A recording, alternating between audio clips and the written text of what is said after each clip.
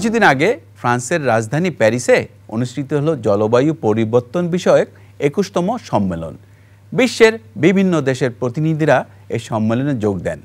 সম্মেলনের পুরোটা সময় জুড়েই সবাই নিজেদের সমস্যা ও তা থেকে উত্তরণের জন্য গৃহীত কর্মপরিকল্পনা নিয়ে আলোচনা করেন। বাংলাদেশের প্রতিনিধিরাও এই সম্মেলনে অংশগ্রহণ করেছিলেন। এই সম্মেলনে জলবায়ুর প্রভাব মোকাবেলার মাধ্যমে উন্নয়নের ধারা অব্যাহত রাখতে বেশ কিছু গুরুত্বপূর্ণ সিদ্ধান্ত হয়েছে। প্যারিস জলবায়ু সম্মেলনের প্রাপ্তি নিয়েই আমাদের আজকের আলোচনা অনুষ্ঠান। এ বিষয়ে আলোচনার জন্য স্টুডিওতে উপস্থিত আছেন অর্থনীতিবিদ ডক্টর কাজী খলিকুজ্জামান আহমদ, ইনি জলবায়ু বিশেষজ্ঞ। আরও আছেন ডক্টর আইনুন নিশাত, ব্র্যাক ইউনিভার্সিটির এমিরেটাস অধ্যাপক এবং নদী ও জলবায়ু বিশেষজ্ঞ। খলিক ভাই, সার্বিকভাবে আমরা প্যারিস জলবায়ু সম্মেলন থেকে এবার কি পেলাম? আমরা একটা চুক্তি না হলেও যে এগ্রিমেন্টটা হয়েছে সেটা আমি মনে করি দরজাটা খুলেছে, আমরা বের হচ্ছি অথবা বাইরে থেকে ভেতরে ঢুকেছি। এটা না হলে সেই ঘটনাটা ঘটতো না। কাজে আমি মনে করি এটা অত্যন্ত গুরুত্বপূর্ণ একটি ঘটনা। আমরা যদি একটু পেছনের দিকে থাকাই, সেটা হচ্ছে কোপেনহেগেন ৬ বছর আগে। আমরা যদি ওই সময় কিছু একটা চুক্তি করতে পারতাম তাহলে এখন এটা বাস্তবায়ন শুরু হতো। ৫ বছর পিছিয়ে গেল। এই ৫ বছরে আমরা অনেক কথা বলেছে, দেন দরবার করেছে, বছরের পর বছর চলছে, কোনো কিছু ঘটছিল না। কিন্তু এবার যে একটা ফ্রেমওয়ার্ক আমরা পেলাম যেখান থেকে ভবিষ্যতে কাজ করতে পারবো, এবং কিছু কিছু ডিমান্ড চাহিদা যেগুলি আমাদের ছিল বাংলাদেশের এবং বাংলাদেশের মতো দেশগুলির, সেগুলির ওখানে একটা স্বীকৃতি পাওয়া গেছে। যেমন ১ নম্বর, আমরা এই এগ্রিমেন্টের মধ্যে যেটা দেখছি সেটা হচ্ছে ২ ডিগ্রির অনেক নিচে, সম্ভব হলে ১.৫ ডিগ্রি উষ্ণায়ন এই শতাব্দীর শেষ নাগাদ শিল্প বিপ্লবের আগ থেকে করার একটা অঙ্গীকার করা হয়েছে। এটা আমাদের দাবি ছিল ১.৫ ডিগ্রি, কাছাকাছি আছে সেটা আমাদের। আরেকটা আমাদের দাবি ছিল যে অ্যাডাপ্টেশন বা অভিযোজন, সেখানে যথেষ্ট ব্যবস্থা থাকতে হবে। অর্থায়নের ব্যাপারেও বেশ কিছু কথা বলা আছে, অধিক অর্থের কথাও বলা আছে আমাদের মতো যে দেশ, সেই দেশগুলোকে মানে অগ্রাধিকার ভিত্তিতে অভিযোজনের জন্য অর্থায়ন করা হয়, সেটা ওখানে বলা আছে। একটা বলা যে মানুষ উদ্বাস্তু হবে, সেই উদ্বাস্তু বিষয়টা যদিও একটা দুটো অংশ আছে, একটা অংশে প্যারিস সিদ্ধান্ত, আর একটা হচ্ছে এগ্রিমেন্ট। আমি মনে করি যে এই চুক্তিটা না যদি হতো তাহলে আমরা আবার পিছিয়ে যেতাম। এখানে কিছু দুর্বলতা আছে, কিছু জিনিস খুব ভালো আছে। দুর্বলতাগুলোকে কিভাবে দূর করা যায় এবং ভালো জিনিসগুলোকে আরও কিভাবে শক্তিশালী করা যায়, সেই কাজটি আমরা এখন করতে পারবো। এবং বলা আছে এখানে প্রতি ৫ বছর পর পর এটাকে রিভিউ করা হবে, আর শুরু হবে ২০ সালে। তার আগে আমাদের ৪ বছর আছে। এই ৪ বছরে আমরা এই বিষয়গুলো নিয়ে আলোচনা করতে পারবো অনেক কিছু। এখন এর মানে এই নয় যে আমরা সব কিছু পেয়ে গেছি, এর মানে এই নয় যে আমরা সব কিছুতে একমত। আমার মনে হয় না ১৯৫টি দেশ যেখানে আছে সেখানে সব কিছুতে সবাই একমত হবে বলে। অবশ্যই আমরা যে লক্ষ্যটা এখন নির্ধারণ করা হয়েছে উষ্ণায়নের, সেটা এই মুহূর্তে যদি আমি বলি সেটা বাস্তবায়নের কোনো, আমার মনে হয় না সেটা বাস্তবায়িত হবে বলে। তার কারণ হচ্ছে যে এখন যে অঙ্গীকার যেটা করা হয়েছে সম্মেলনের আগে, যাদের সবাইকে বলা হয়েছিল তোমরা কি করবে, তারা যেটা বলেছে সেই ভিত্তিতে দেখা যায় এটা ২.৭ বা তারও বেশি হবে। আরও কতগুলো বিষয় আছে যেখানে কোথাও বলা আছে যে হ্যাঁ করবো, কোথাও বলা আছে করা উচিত, কোথাও ভাষাটা এমন আছে যে সেখান থেকে পুরোপুরি বোঝা যাচ্ছে না কি হবে। এই দুর্বলতাগুলো অবশ্যই আছে, কিন্তু এই দুর্বলতাগুলো আছে বলেই যে এটা কিছুই হয়নি সেটা তো বলা যাবে না। তো এটা হওয়ার ফলে আমি মনে করি যে আমরা এগিয়ে যাওয়ার জন্যে আন্তর্জাতিকভাবে, কারণ এটা বৈশ্বিক প্রবলেম, এটা বাংলাদেশ একা সলভ করতে পারবে না। বাংলাদেশে কেউ বলছেন যে বাংলাদেশই একা এই সমস্যার সমাধান করে ফেলবে। মনে হয় যেন বাংলাদেশের অ্যাটমসফিয়ারটা হচ্ছে খণ্ডিত, বাংলাদেশ একা করে সব করে ফেলতে পারবে ইত্যাদি। তো এই জায়গা থেকে আমার মনে হয় বেরিয়ে আসা উচিত। তো আজকের আলোচনা থেকে যদি আমরা কিছু জিনিস অন্তত পরিষ্কার করতে পারি নিশাত আপনি মিলে, তাহলে যারা দেখবেন তারা হয়তো বুঝতে পারবেন যে আমরা যে কাজটা করে এসেছি, যেটার অংশ আমরা ছিলাম, একটা শেষ কথা নয়, প্রথম কথা বলতে পারেন, কিন্তু ওই প্রথম পদক্ষেপটা এখানে আমরা নিতে পারছি।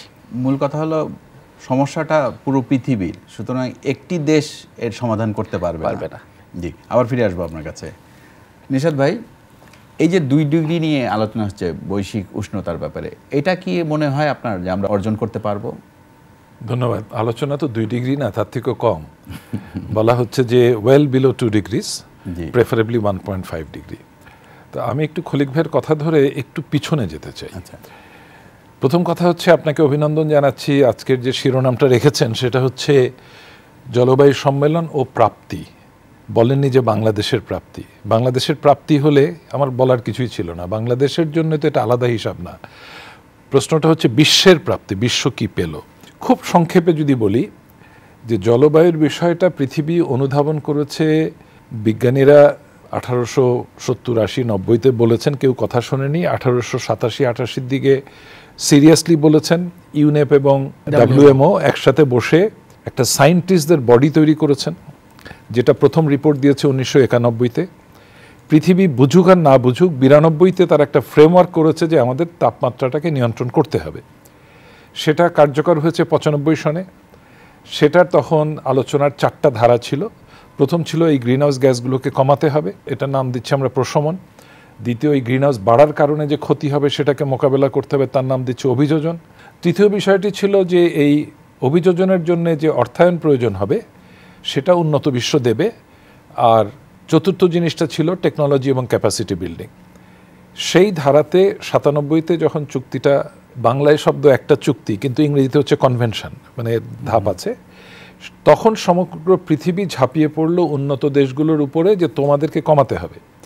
সেই হিসাবে 97-তে কিয়োটো প্রোটোকল হলো, যেটা কার্যকর হতে হতে 2005 হয়ে গেল। 2005-এ ওই দেশগুলো অঙ্গীকার করলো যে 1990-এর তুলনায় আমরা 5% কমাবো। 1990-এর তুলনায় ওই দেশগুলো 7% কমিয়েছে, কিন্তু বিশ্বে যে গ্রিনহাউস গ্যাসের উৎপাদন সেটা কমেনি, সেটা বেড়ে গেছে। বেড়ে যাওয়ার মূল কারণ হচ্ছে ইতিমধ্যে উৎপাদনকারী দেশগুলো পরিবর্তিত হয়েছে। 1992-তে মার্কিন যুক্তরাষ্ট্র, ইউরোপিয়ান ইউনিয়নের 28টা দেশ, অন্যান্য উন্নত দেশ যেমন রাশিয়া, জাপান, অস্ট্রেলিয়া, এরা মিলে 80-90% উৎপাদন করত। কিন্তু আজকে ওটা বদলে গেছে। আজকে আমেরিকা ক্লেম করছে তারা 12-15% করে, আমরা ধাক্কায় বলি 20% করো তোমরা, কিন্তু চীন তো 30% করে, 28-29-30% গ্রিনহাউস গ্যাস উৎপাদন করে। তো সেই ক্ষেত্রে 2007-এ যখন কিয়োটো প্রোটোকল কার্যকর হলো, 2012-তের কার্যকাল শেষ হলো এবং 2005-এর থেকেই চাপ সৃষ্টি হয়েছিল যে অভিযোজনের দিকে তোমরা নজর দাও। বৈজ্ঞানিকভাবে এই বিষয়টাতে হয়তো প্রবাবল এই ধরনের শব্দ বেশি ছিল।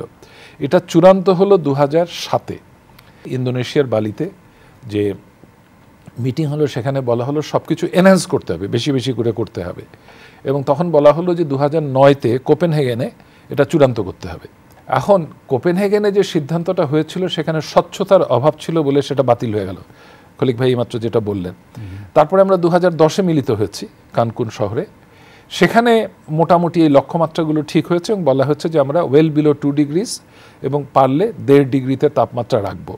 এরপরে হয়েছে 2011 সনে ডারবান শহরে। তখন উঠলো যে কেউ তো কারো উপরে সিদ্ধান্ত চাপিয়ে দিতে পারেন। আপনি বলতে পারেন না যে চীনকে যে তুমি এত % কমাও, আপনি বলতে পারেন না ভারতকে তুমি এত % কমাও। আমরা এই হিসাবের মধ্যে নাই, কারণ আমরা খুব সামান্য একটু করি, 0.3 ভাগ করি। আমাদের কমালেই বাকি না কমালে। যারা বলেন যে বাংলাদেশকে প্রশমন করতে হবে, আমি তাদের দলে নই, কারণ বাংলাদেশের উপরে কোনো দায়িত্ব নেই। বাংলাদেশ যদি প্রশমনে কাজ করে পৃথিবী আমাদেরকে বাহবা দেবে, ভালো কথা। আমরা বলছি আমাদের সম্প্রতি একটা ডকুমেন্টে আমরা 5% কমাবো 2030-এর মধ্যে। এর মধ্যে ডারবানে বলা হলো প্রত্যেকটা দেশ তাদের নিজেদের সক্ষমতা অনুযায়ী এবং অ্যাম্বিশাসলি তারা বলবে যে আমি কত % কমাবো। প্যারিসে বলা হচ্ছে যে যে যতটা কমাবে বলেছে সেটাকে আমরা ধরে নিয়ে এখন আমরা হিসাব করব কতটা কমানো উচিত ছিল আর কতটা আমরা কমাতে পারছি। এবং 2017-এর মধ্যে ওই বৈজ্ঞানিকদের যে কমিটি IPCC, তাদেরকে বলা হচ্ছে তোমরা রিপোর্ট দাও।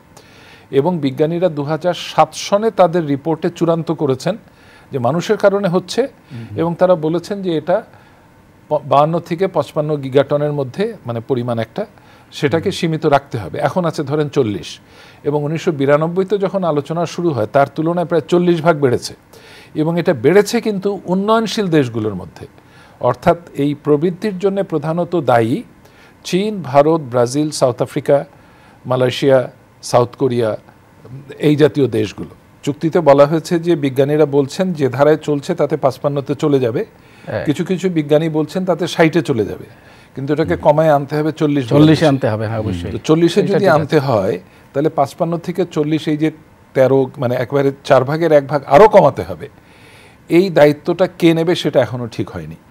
কাজে প্যারিস চুক্তিটা একটা খসড়া বলা যেতে পারে, যেখানে পৃথিবী বলছে যে আমরা এখন থেকে এমন ব্যবস্থা নেব যাতে তাপমাত্রা 2 ডিগ্রির অনেক কম থাকে, 1.5 ডিগ্রিতে আমরা নিয়ে আসতে পারি।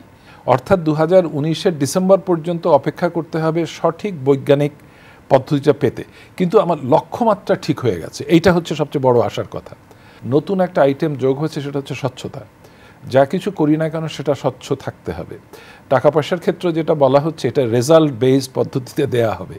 আমাকে টাকা দিল আর আমি এটা 9-6 করে ফেললাম, এটা পৃথিবী সহ্য করবে না।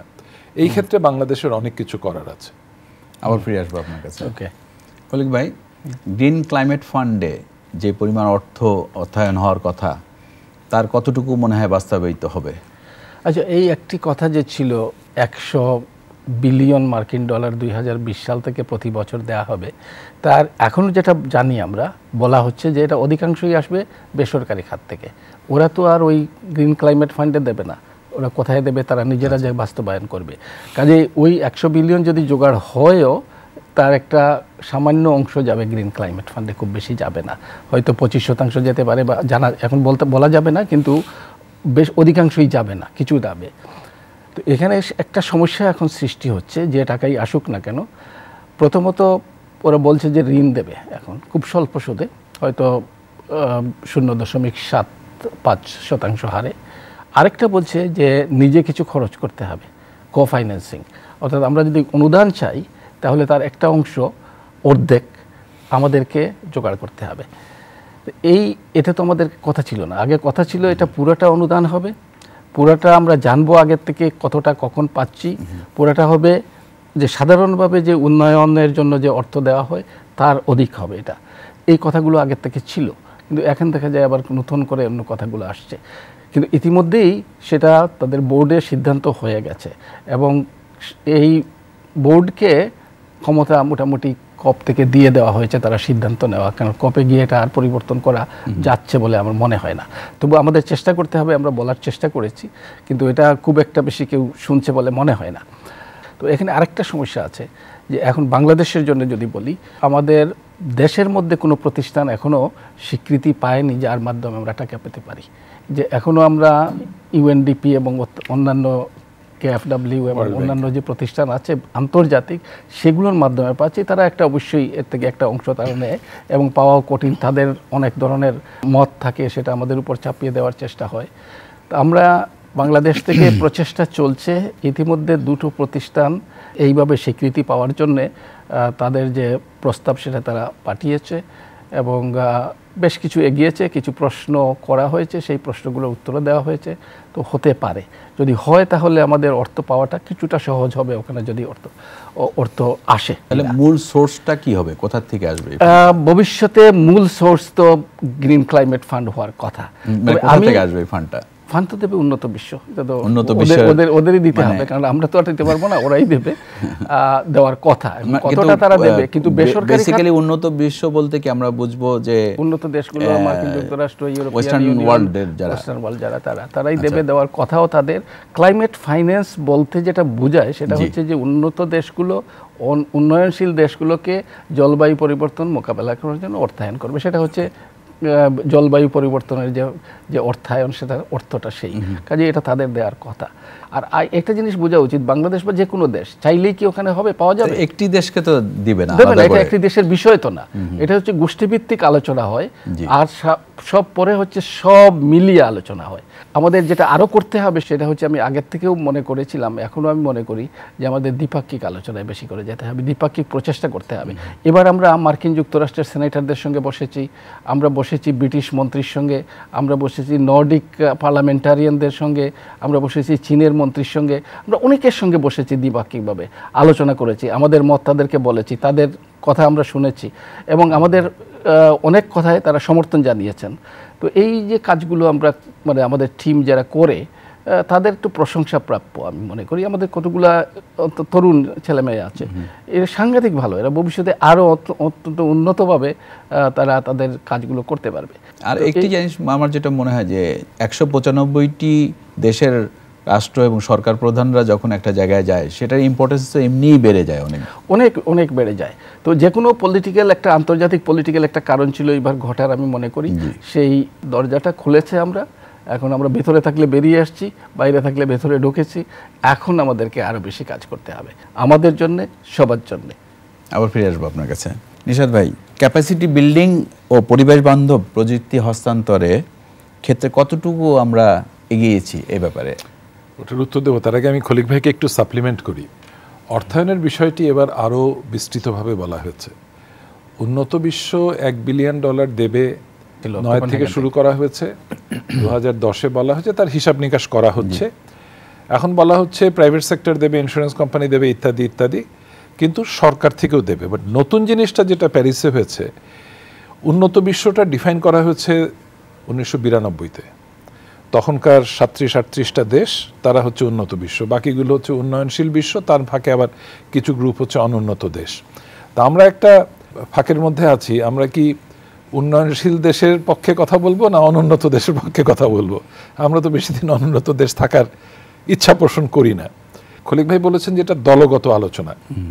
তো এবার যেটা হচ্ছে যে অর্থায়নের ক্ষেত্রে ভলান্টারিলি উন্নয়নশীল দেশগুলো অন্যান্য উন্নয়নশীল দেশকেও অর্থায়ন করবে।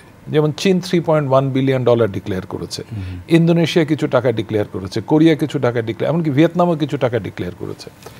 আমরা মাল্টিল্যাটারাল ওয়েতে আন্তর্জাতিক গ্রিন ক্লাইমেট ফান্ড এবং GCF আবার শক্তিশালী হচ্ছে, অর্থাৎ ওয়ার্ল্ড ব্যাংকের অধীনে আরেকটা প্রতিষ্ঠানও শক্তিশালী হচ্ছে। তাদের মাধ্যমে যে টাকাটা পাবো আর দ্বিপাক্ষিকভাবেও টাকাটা পেতে পারি, কিন্তু মূল কথা হচ্ছে এই টাকা খরচ করার সক্ষমতা বৃদ্ধিটা অত্যন্ত জরুরি হয়ে পড়েছে। ইতিমধ্যে আমরা আফ্রিকার বুর্কিনা ফাসো কিংবা রুয়ান্ডা কিংবা মালাউই এই সমস্ত দেশকে দেখতে পাচ্ছি তারা অর্থায়ন পাচ্ছে। তো সেই ক্ষেত্রে আমরা কেন পাচ্ছি না? দেশের ভিতরে যারা অর্থটা সঞ্চালন করতে পারবেন তাদের দুটো প্রতিষ্ঠান প্রস্তুতি নিচ্ছে, কিন্তু কেউ নেয়নি, যেটা অন্য দেশগুলোতে কিন্তু সেই প্রস্তুতিটা সম্পন্ন হয়েছে। এবার কিন্তু এই যে বললাম যে অভিযোজন, প্রশমন, অর্থায়ন, প্রযুক্তি হস্তান্তর, দক্ষতা বৃদ্ধি, পরিকল্পনার স্বচ্ছতা, এই সবগুলোর উপরে কিন্তু সুনির্দিষ্ট গোল ফিক্স করা হয়েছে। এখন থেকে 2019-এর ডিসেম্বরের মধ্যে 2016, 17, 18, 19 4টা কপ হবে। আরও 2020 সন থেকে যাতে কার্যকর করা যায় তার ব্যবস্থাটা হাতে নেওয়া হবে। সেই ক্ষেত্রে আপনি আমাকে যে প্রশ্নটা করলেন যে দক্ষতা বৃদ্ধির অনেকগুলো দিক আছে। একটা দিক হচ্ছে আন্তর্জাতিক মহলে যে আলাপ আলোচনা হয় সেইখানে আলোচনা করার দক্ষতা। সেই ক্ষেত্রে সরকারি কর্মকর্তারা প্রধান ভূমিকা পালন করে থাকেন স্বাভাবিকভাবেই, কারণ তারাই সরকারকে রিপ্রেজেন্ট করেন। তারা খলিক ভাই কিংবা আমাকে, আমার মতো কয়েকজনকে মাঝে মাঝে ডেকে নিয়ে যান, সব মিটিংয়ে ডাকেন না তারা। আমরা বাইরের থেকে যতটুকু পারি সরকারকে সহযোগিতা করি, এবং আমি সরকারের কাছে কৃতজ্ঞতা জানাই যে আমাদের মতো একাডেমিকদেরকেও তারা আমাদেরকে কথা বলার সুযোগ দেন, পরামর্শ দেওয়ার সুযোগ দেন। কিন্তু আরেকটা দক্ষতা বৃদ্ধি করতে হবে দেশের মধ্যে সকল প্রতিষ্ঠানে জলবায়ু পরিবর্তনকে ইনক্লুড করার। আমরা প্যারিসে বেশ কিছু আলোচনার বাইরে আবার কিছু সভা হয়, টেকনিক্যাল আলোচনা হয়। সেখানে দেখেছি যে আফ্রিকার বহু দেশ তারা তাদের প্রধানমন্ত্রী কিংবা প্রেসিডেন্টের নেতৃত্বে ইমপ্লিমেন্টেশন মনিটরিংয়ের জন্য কমিটি বানিয়েছে। এখন আমাদের দেশে যদি দেখি, প্রশমনের জন্য কাজ করবে এনার্জি মিনিস্ট্রি, অভিযোজনের জন্য কাজ করবে পানি মন্ত্রণালয় সবচেয়ে প্রধান, কৃষি মন্ত্রণালয়, স্বাস্থ্য মন্ত্রণালয়, স্থানীয় সরকার মন্ত্রণালয়, যোগাযোগ মন্ত্রণালয়, কারণ সকলের কাজের উপরই এটার এফেক্ট হবে। তো সেই ক্ষেত্রেও কিন্তু পরিকল্পনাটা যাতে ক্লাইমেট চেঞ্জ সেন্সিটিভ হয়, ক্লাইমেট চেঞ্জ ইনক্লুসিভ হয়, তার জন্য কিছু দক্ষতা বৃদ্ধির প্রয়োজন আছে। অ্যাওয়ারনেস রেজিংয়ের ব্যাপার আছে। যেমন ধরুন ক্লাইমেট চেঞ্জের কারণে ঘটবেটা কি? সবচেয়ে জলবায়ুতে একটা অনিশ্চয়তা দেখা দেবে। আজকে আমরা কথা বলছি মাঘ মাসের প্রথম সপ্তাহে, আজকে এমন শীত থাকার কথা যে খলিক ভাই তো লোক দেখানো একটা শাল পরে আছেন, বোধহয় এটা সুতি শাল, কারণ অনুমান করছি সিলেটে তৈরি। তো এই সুতি শালে তো এই শীত ওনার কুলানোর কথা না। আমিও কিন্তু একটা ট্রপিক্যাল জ্যাকেট গায়ে দিয়ে আছি, কারণ টেলিভিশনে এসছি, একটা টাই পরতে হবে, অন্যথায় এটাও হয়তো গায়ে দিতাম না। তো এই যে মাঘ মাসের মাঝামাঝিতে যে তীব্র শীত পড়বে না তার নিশ্চয়তা নেই, আবার পড়তে পারে শীত। পৌষে শীত পড়েছে, এবার সম্মেলনের সময়ও কিন্তু আমরা খুব বেশি শীত পাইনি, যখন প্রচন্ড শীত থাকার কথা এবং প্যারিসে বরফ পড়লেও পড়তে পারত। তো জ্ঞানের ক্ষেত্রে কিছু দক্ষতা বৃদ্ধি প্রয়োজন, প্রযুক্তি হস্তান্তরের জন্য অর্থায়ন প্রয়োজন। সেই ক্ষেত্রে কমিটি হয়ে গেছে, বাংলাদেশের একজন ফোকাল পার্সনও চিহ্নিত হয়েছেন যার মাধ্যমে দরখাস্ত করতে হবে। এই দরখাস্ত করার ব্যাপারের জন্য কিন্তু দক্ষতা লাগে। খলিল ভাই যে কথাটা বললেন যে দুটি প্রতিষ্ঠানকে সরকার নির্বাচিত করেছেন যে বিশ্বর দরবার থেকে টাকাটা বাংলাদেশে নিয়ে আসবে, কিন্তু আনতে গেলে তাদেরও যে দক্ষতা প্রয়োজন, সেই দক্ষতার পরীক্ষায় ওই দুটা প্রতিষ্ঠান পরীক্ষা দিচ্ছে, এখনো পাশ করে উঠতে পারেনি। অথচ বাংলাদেশের থেকে অনেক অনুন্নত দেশ এই ক্ষেত্রে কিন্তু কাজ করেছে। আমি যেটা বলতে চেষ্টা করছি যে আমাদের ক্যাপাসিটি বিল্ডিংয়ের জন্য বাংলাদেশকে কাজ করা উচিত, এবং প্যারিস এগ্রিমেন্টে ক্যাপাসিটি বিল্ডিংয়ের ব্যাপারে বিশেষ জোর দেওয়া হয়েছে। প্রযুক্তি হস্তান্তরের ক্ষেত্রেও তাকে শিখতে হবে, অর্থ ব্যবস্থাপনার ক্ষেত্রেও শিখতে হবে, পরিকল্পনা করার ক্ষেত্রেও শিখতে হবে। কারণ জলবায়ু বাংলাদেশের প্রত্যেকটা সেক্টরকে টাচ করবে, প্রত্যেকটা সেক্টরকে এফেক্ট করবে। প্রথমে খলিল ভাই যে কথাটা বলেছিলেন যে 2 ডিগ্রিতে থামবে না, এটা হয়তো উনি বললেন 2.8, আমি যেগুলো পড়াশোনা করেছি তাতে আমাকে বলে 3.5, এমনকি 4 ডিগ্রি পর্যন্ত চলে যেতে পারে। আমাদের জন্য এটা খুবই বিপজ্জনক একটি ঘটনা ঘটবে। 3-এর উপরে উঠলে মহাবিপদ। ইভেন 2-এও আমাদের বিপদ আছে, অনেক বিপদ। কৃষি ক্ষেত্রে কিন্তু মারাত্মক বিপদ, খাদ্য নিরাপত্তার ক্ষেত্রে মারাত্মক বিপর্যয় হবে। খলিল ভাই যে কথাটা বললেন যে মানুষ যে দেশান্তরী হবে, মাইগ্রেন্টস, তাদের সম্পর্কে রিপোর্টটা আসবে ডিসেম্বর 2016-তে। তাহলে এখন থেকে কিন্তু উঠে পড়ে লাগতে হবে যে ওই রিপোর্টের মধ্যে, এটা কিন্তু বৈশ্বিক রিপোর্ট, কিন্তু সেই রিপোর্টে আমাদের কনসার্নগুলো যাতে অ্যাপ্রোপ্রিয়েটলি রিফ্লেক্টেড হয়। কারণ এই কাজগুলোর মধ্যে কিন্তু অনেক ধরনের জটিলতা আছে।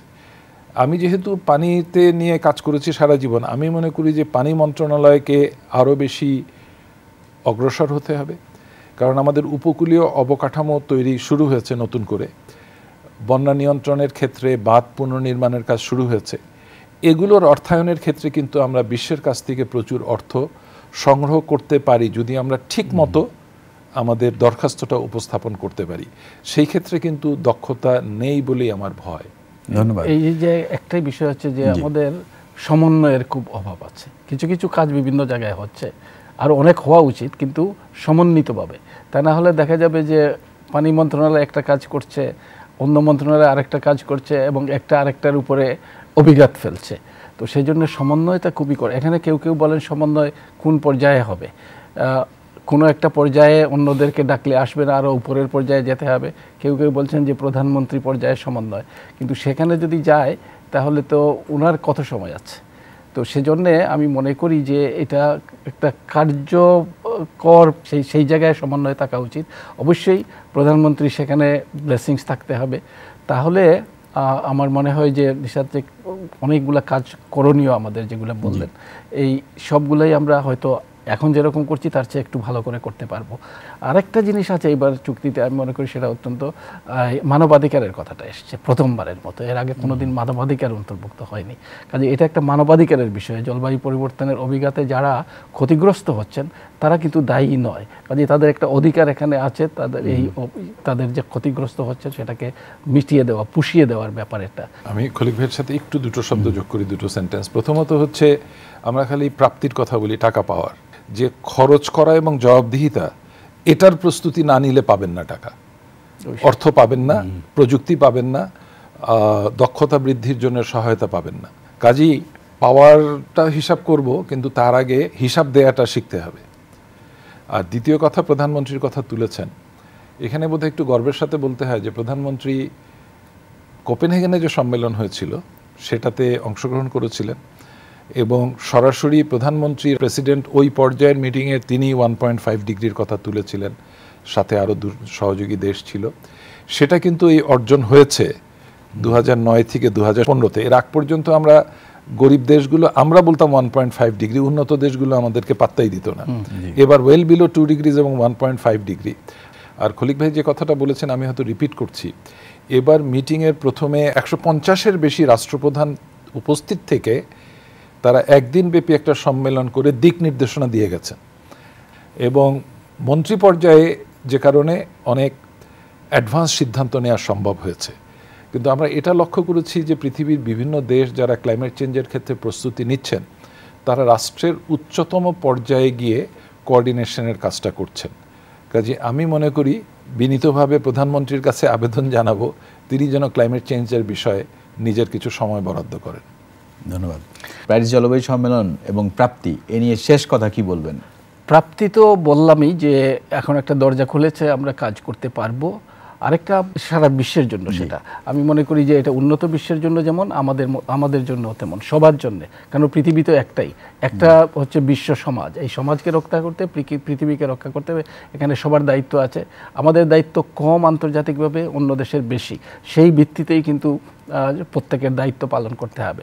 বাংলাদেশের ব্যাপারটা হচ্ছে আমাদের এই যে নিশাদ যেগুলো বললেন যে কোপেনহেগেনে প্রধানমন্ত্রী যেটা বলেছিলেন, আমরা সেখানে কোপেনহেগেন অ্যাকর্ড যেটা হয়েছিল, পরবর্তীতে চুক্তি হয়নি, সেই অ্যাকর্ডে কিন্তু ওনার ওই কথাটা 1.5 ডিগ্রিটা ওখানেই ঢুকেছিল, ওখান থেকেই শুরু হয়েছে। তো ওখান থেকে যেটা শুরু হয়েছিল সেটা আমরা গেছি। এবং এবার প্রধানমন্ত্রী একটা পুরস্কার পেয়েছেন, আন্তর্জাতিক সর্বোচ্চ পুরস্কার জাতিসংঘের, যে তার এই জলবায়ু পরিবর্তন এবং পরিবেশ বিষয়ে নীতি নির্ধারণী ক্ষেত্রে আন্তর্জাতিকভাবে। তো নিশাদ যে বললেন যে ওনার কিছু সময় দরকার, আমরা মনে করি ভবিষ্যৎটাকে যদি আরো সুন্দর করে সাজাতে হয় তাহলে অবশ্যই তার কিছু সময়, তার কিছু নির্দেশনা এবং আন্তর্জাতিক পরিমণ্ডলে তার কিছু আরও অংশগ্রহণ প্রয়োজন। ধন্যবাদ, আপনাদের অনেক ধন্যবাদ। অনেক কিছু জানা গেল আপনাদের কাছ থেকে। দর্শক মণ্ডলী, জলবায়ু পরিবর্তন একটি বৈশ্বিক সমস্যা। এই সমস্যা মোকাবেলার জন্য বিশ্ববাসীর সম্মিলিত প্রচেষ্টা প্রয়োজন। জলবায়ু পরিবর্তনের বৈরী প্রভাব মোকাবেলায় প্যারিসে যে সর্বসম্মত সিদ্ধান্ত গৃহীত হয়েছে তার বাস্তবায়ন হতে হবে। এর পাশাপাশি যে বিষয়গুলোর এখনও সমঝোতা হয়নি সেগুলোর সমাধান করতে হবে, তবেই পৃথিবী বাসযোগ্য থাকবে। এই আশা নিয়ে শেষ করছি আজকের অনুষ্ঠান। আপনারা সবাই ভালো থাকুন, সুস্থ থাকুন। বেঁচে থাক সবুজ শ্যামল প্রাণের স্বদেশ, স্নিগ্ধ